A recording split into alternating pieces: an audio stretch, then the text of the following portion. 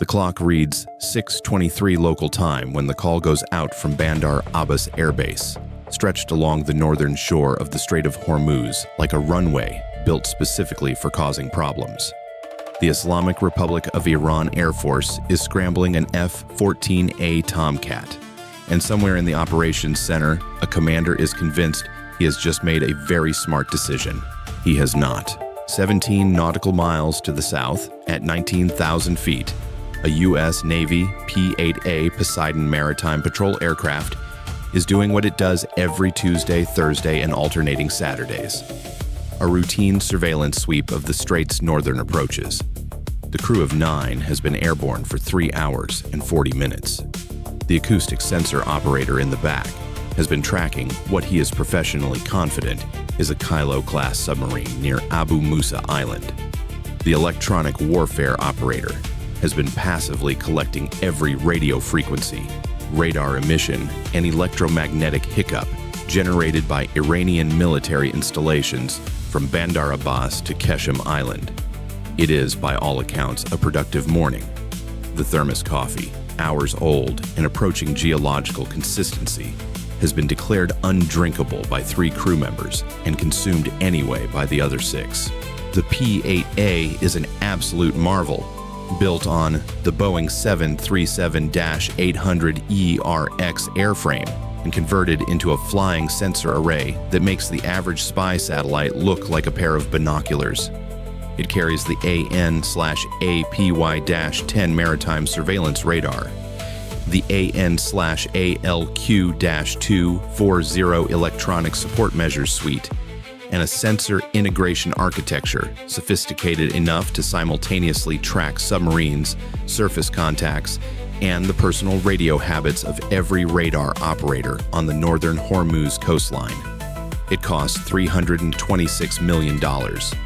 It can deploy sonobuoys at 25,000 feet, process acoustic returns in near real time, and relay results via satellite to fleet commanders in Bahrain who are drinking decent coffee while the P-8A crew drinks whatever ages in a thermos for 3 hours. It is the most capable maritime patrol aircraft that has ever existed, operated by the most capable maritime patrol force that has ever existed. And this morning, it is doing its job with the quiet efficiency of people who have been doing this job for a very long time. The Iranian F-14A Tomcat, rolling toward the runway threshold at Bandar Abbas at 6:24 local, is not in the same category. This particular F-14A was delivered to the Imperial Iranian Air Force in 1977 under a contract negotiated when the Shah was still the Shah. Disco was a going concern, and the idea of U.S.-Iran adversarial relations would have seemed moderately amusing at a diplomatic dinner in Tehran. It has been through the Iran-Iraq War, a revolution that severed every supply chain connection to its manufacturer overnight, a sanctions regime that made acquiring American aircraft parts a criminal matter, and the accumulated creative maintenance practices of a nation fixing American-designed aircraft with non-American parts for longer than most of the current crew have been alive.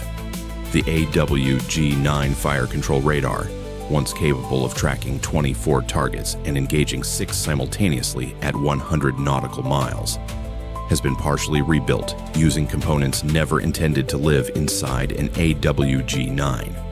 Several avionics boxes have been replaced with Iranian-manufactured alternatives whose performance specifications are, charitably, aspirational. The Phoenix missile stations are empty. Iran ran out of functional AIM-54s in the mid-1990s, and the ones remaining in inventory have a reliability rate that makes maintenance crews visibly uncomfortable when anyone asks. The F-14A that climbs into the morning air over the strait is flying on genuine skill, and an aircraft that was magnificent in its day. That day was during the Carter administration. The engines have been through enough overhauls to qualify as a philosophical question about the ship of Theseus. The instrument panel tells an interesting story, though a significant fraction of the warning indicators have been managed through the time-honored tradition of disconnecting the indicator and logging the light as resolved. Warning lights flickered during pre-flight. Most were disconnected years ago because the parts that would resolve the underlying condition have not been available since the Shah fell, and an instrument panel full of amber lights is bad for pilot morale. The commander at Bandar Abbas has a plan. It is, from a certain altitude, coherent. A U.S. Navy maritime patrol aircraft operating in the Strait, legally in international airspace, conducting explicitly permitted activities, is a propaganda opportunity. Send the Tomcat. Make aggressive intercept passes. Force the American crew to alter course. Record it all. By evening, Iranian state television will be running imagery of an American aircraft fleeing from the legendary F-14, the fighter, once the crown jewel of American naval aviation, now flying the colors of the Islamic Republic. It is, the commander believes, a masterstroke of asymmetric information warfare. There are several problems with this plan, and they begin approximately 43 seconds after the F-14A leaves the runway. The first problem is that the E-2D Advanced Hawkeye, orbiting at 22,000 feet over the central Gulf, callsign DARKSTAR ONE, has been tracking Bandar Abbas Air Base since before the sun came up. The AN/APY-9 radar, a UHF active electronically scanned array tracking over 2,000 contacts at ranges exceeding 350 nautical miles, identified the F-14A the moment it taxied from its hardened shelter to the runway. The mission crew commander watched the aircraft take off, climb, and turn south with the mild interest of someone watching a weather event they've correctly predicted. He annotated the track, disseminated it to every U.S. platform within Link 16 range, and reached for his thermos. His coffee was still warm. The second problem is that the AN/APY-9 can identify the AWG-9's electromagnetic signature before the Iranian pilot even turns the radar on. The Americans have been cataloging that emission profile since 1977. Every U.S. aircraft in the theater carries a dedicated AWG-9 identification file that is 47 years old and thoroughly annotated. What it looks like, what it sounds like, what it means when it shifts from search to track mode. The third problem is the most immediate. At 6:26 local, 2 minutes after the F-14A becomes airborne, the P-8A's tactical coordinator receives an advisory from DARKSTAR ONE. Scramble from Bandar Abbas. F-14A. Bearing 273, range 61 nautical miles. Closure rate building. The tactical coordinator acknowledges. He has done this before. Most of the crew have done this before. The Eastern Gulf has a rhythm to it, and Iranian intercept attempts are part of that rhythm, as regular and predictable as the morning prayer calls echoing from the distant coastline. He marks the contact, runs the geometry, and does a calculation that anyone with a ruler and a watch could replicate. On the P-8A's assigned fighter escort, 2 FA-18F Super Hornets from VFA-102, callsign Viper Flight, is currently at the northern end of their patrol orbit, 34 nautical miles from the P-8A. They have been airborne for 2 hours and 51 minutes. They are, in the language of naval aviation, at bingo fuel. Not an emergency, but firmly in the fuel state that initiates the mental math of how long they can stay and still trap aboard with the reserves they need. The nearest combat air patrol positioned to support 2 additional FA-18Fs over the central Gulf is 11 minutes and 40 seconds away at combat power. The F-14A is closing at approximately 480 knots. Do the geometry for approximately 90 seconds. The P-8A is going to be technically unescorted in airspace, where an F-14A is inbound. Viper Flight is diverting toward the P-8A now. Fuel state be damned, but they are 34 nautical miles away, and the intercept geometry is what it is. The F-14A will close to visual range, before Viper flight reaches either of them. The P-8A's defensive systems are fully active. The AN/ALQ-2 40ESM suite covers every frequency simultaneously. The DIRCM countermeasure system is live. The tactical coordinator's voice, reporting the situation to fleet, carries the same tone he uses to report a navigation chart discrepancy. Measured, specific, unhurried. The P-8A is not a combat aircraft. It will continue its mission profile, collect every scrap of data the approaching F-14A produces, and wait. This is the plan. The mission crew commander on the E-2D acknowledges the situation. With the calm of someone managing geometry he has managed before. He picks up his thermos. The coffee is still warm. The AN/APY-10 aboard the P-8A is painting the F-14A at 48 nautical miles with surgical precision. The aircraft's radar cross-section, larger than any modern fighters because the F-14's design philosophy predates stealth by 2 decades, appears on the tactical display as a contact tract with a fraction of available processing capacity. The P-8A knows the F-14A's altitude, airspeed, fuel state estimate, and probable loadout before the Iranian pilot's oxygen mask has fully sealed. The probable loadout is, at this point in the morning, the source of some professional amusement. The F-14A is carrying AIM-9 sidewinders on the wing glove stations. The AIM-9 is a capable short-range infrared system. The P-8A's AN/AAQ-24 directional infrared countermeasure system is fully active and will manage the sidewinder with the efficiency of a competent hotel doorman handling someone who has arrived at the wrong building. Politely, efficiently, without urgency, the Phoenix stations are empty. The AIM-54, the reason the F-14 exists, capable of engaging targets at 100 nautical miles, has not been operational in Iranian service for at least 25 years. The stations are there. The wiring is there. The $1.4 million missiles are not. The F-14A is approaching a maritime patrol aircraft with its primary system absent, its fire control radar degraded, and its airframe generating enough radar return to be tracked by every sensor in the Eastern Gulf simultaneously. At Bandar Abbas, this appears to have been considered acceptable. The AWG-9 activates at approximately 45 nautical miles. The P-8A's ESM suite identifies the emission in 0.3 seconds. The detection system does not elevate its alert status.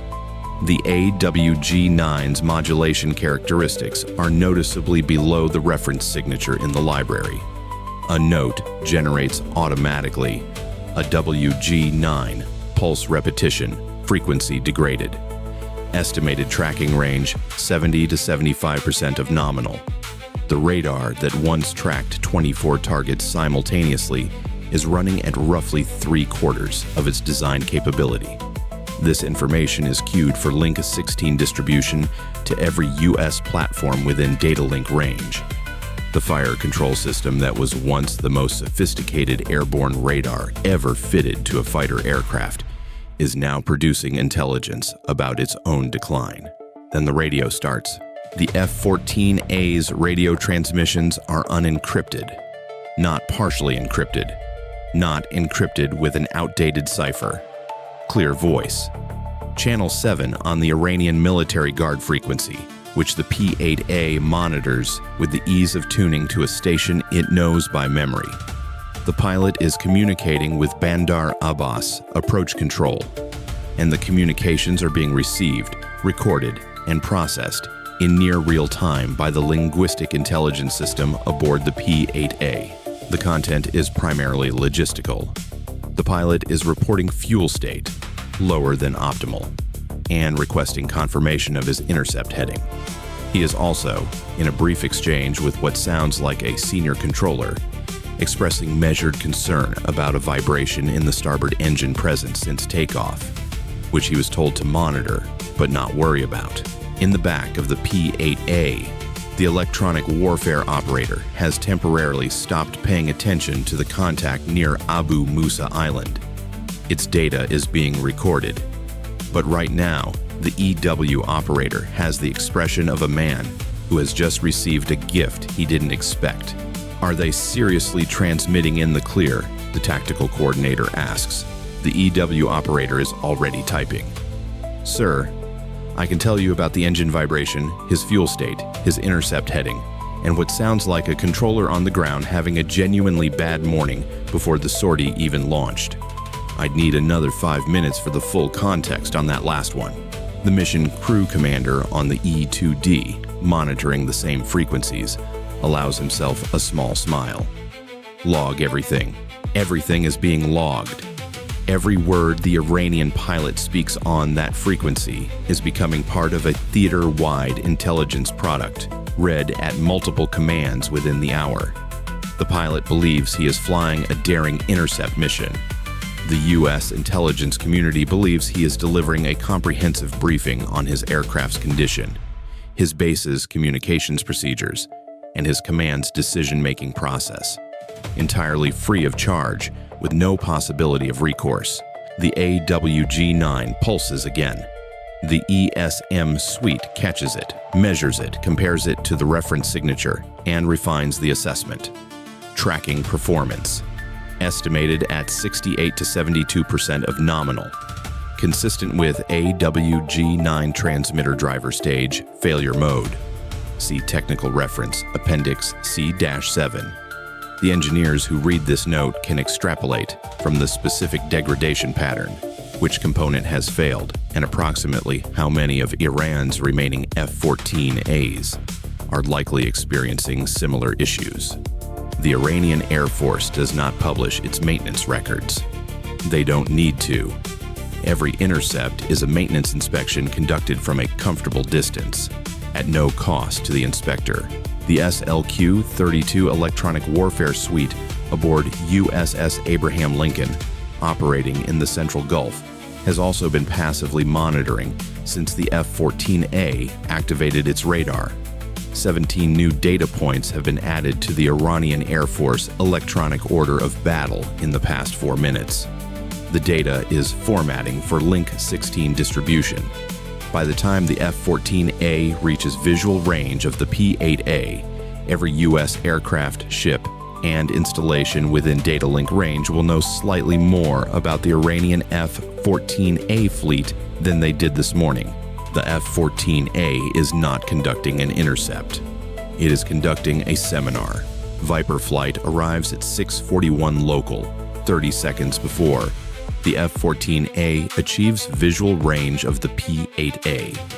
2 FA-18F Super Hornets, each carrying live AMRAAMs and Sidewinders in confirmed operational condition, each operated by a pilot with more flight hours than the F-14A has accumulated in a decade of Iranian service, slide into a standard escort formation with the mechanical precision of people who have done this 100 times.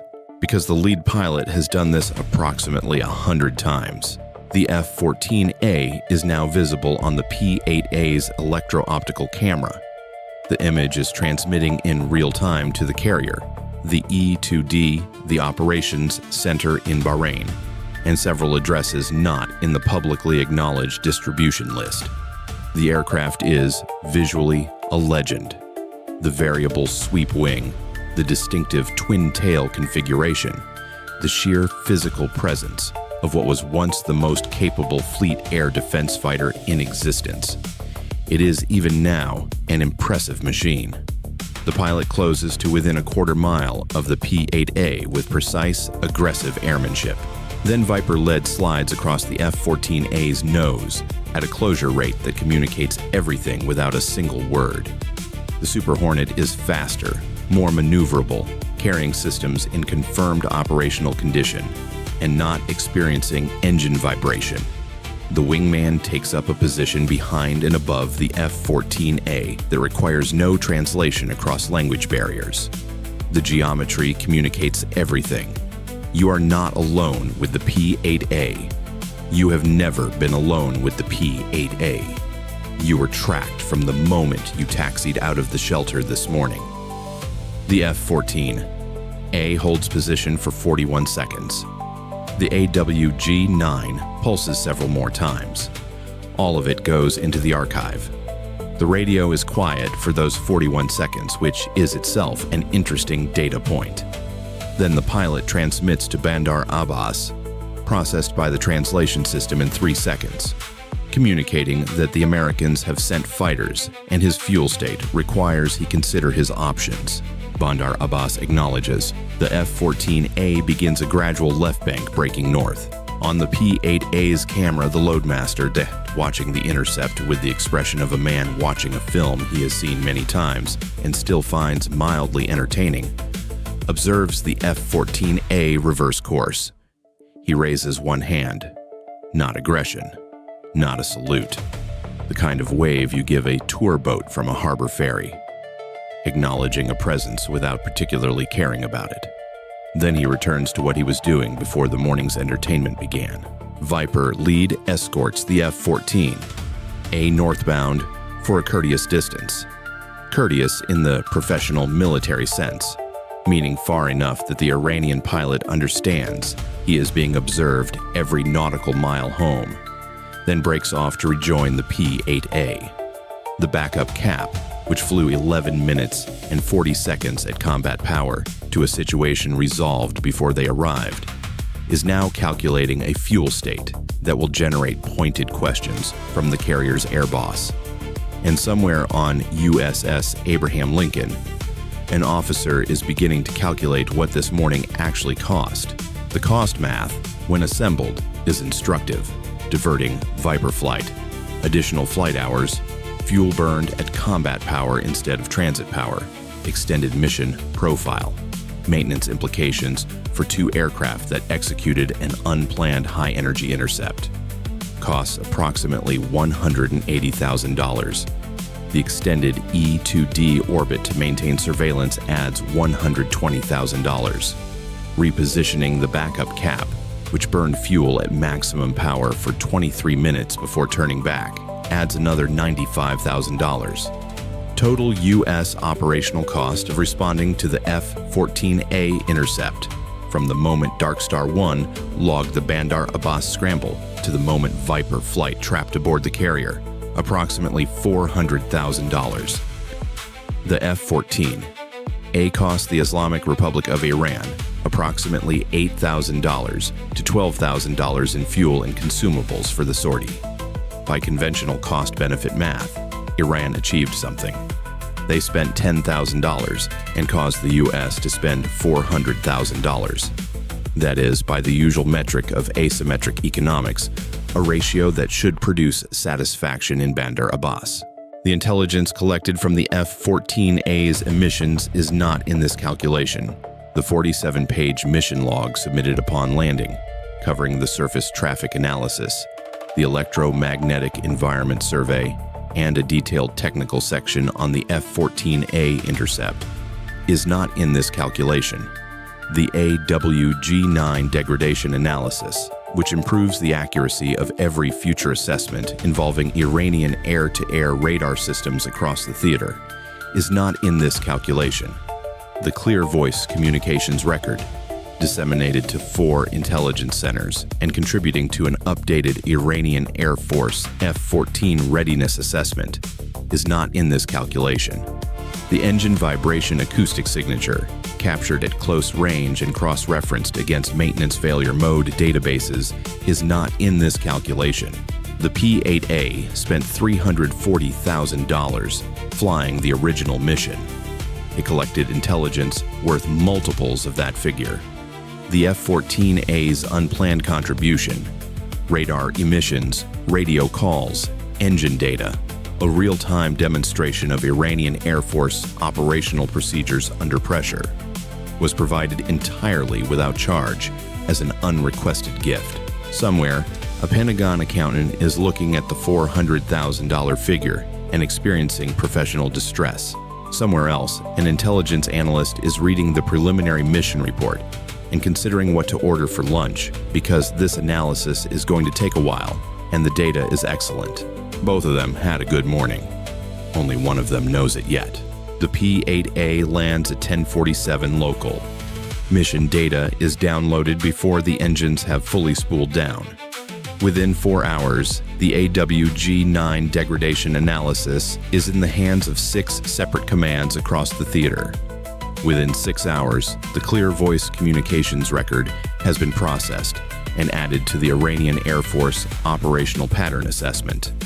Within 24 hours, the engine vibration acoustic signature has been cross-referenced, and an updated F-14 Fleet Readiness Assessment has been drafted for distribution.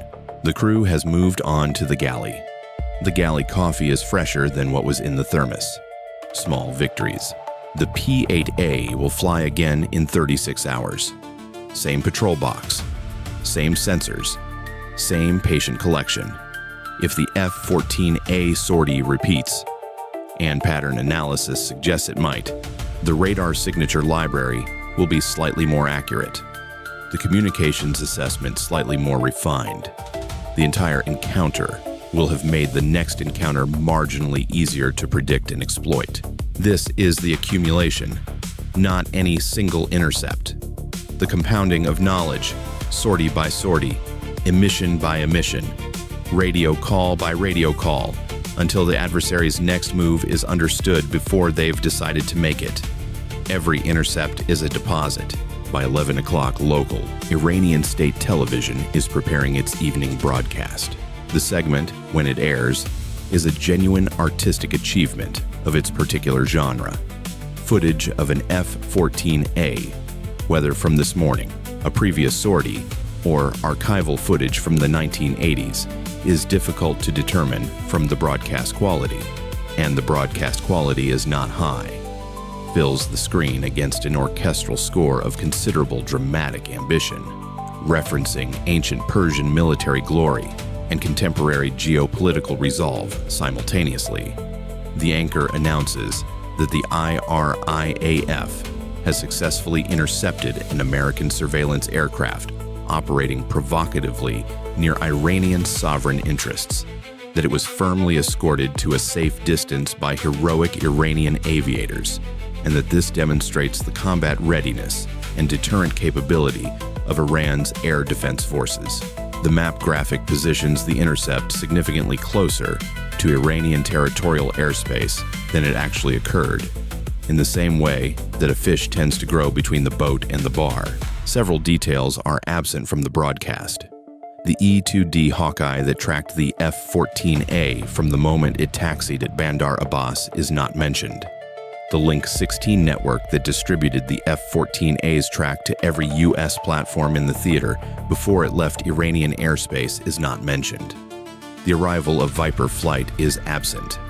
The 41 seconds during which the F-14A held position before its northbound return is described as a tactical repositioning following successful mission completion in the official statement released to international media. This is one interpretation of the maneuver. The starboard engine vibration is, understandably, also not mentioned. The P-8A crew, if they happen to catch the broadcast from the galley, will note that the orchestra is genuinely quite good. The facts of the morning are what they are. The archive grows. The library updates, something worth acknowledging before the summary. The Iranian Air Force pilot flew a difficult aircraft with genuine competence. He managed a marginal fuel state, executed a precise intercept approach on a compressed timeline, and conducted himself with the disciplined aggression that marks serious aviators regardless of uniform. The F-14 is not a forgiving aircraft on a good day. He flew it well. The skill was real. The problem was never the pilot's skill. The problem was the gap between what the Bandar Abbas commander intended, a demonstration of Iranian capability that would produce usable propaganda by evening, and what the encounter actually demonstrated. The F-14A's radar, degraded to 70% of nominal performance, was being catalogued in real time. The unencrypted radio calls were being processed and distributed while the pilot was still transmitting. The engine vibration he reported will inform maintenance readiness assessments for months. The Phoenix stations were empty. Viper flight arrived before the encounter reached its peak. The P-8A was never genuinely unescorted in any operational sense. He brought the most famous fighter his country operates to a situation that required a fundamentally different kind of capability. The intelligence is already in briefs. The identification library is updated. The next Iranian intercept will be slightly better understood before it begins, and the one after that. The accumulation is the strategy. The P-8A was never in real danger this morning, but it was always going to produce intelligence. That was the mission. The mission was accomplished. The morning watch team on USS Abraham Lincoln has already moved to other business. The engagement lasted 41 seconds at closest approach. It generated 47 pages of mission data. Iran spent $10,000 on a sortie that cost the US $400,000 to manage. And tonight, across the Gulf, an anchor will describe a famous victory with a very good orchestra. The archive grows. The library updates. The next intercept will be slightly easier than this one. It always is. Bye for now.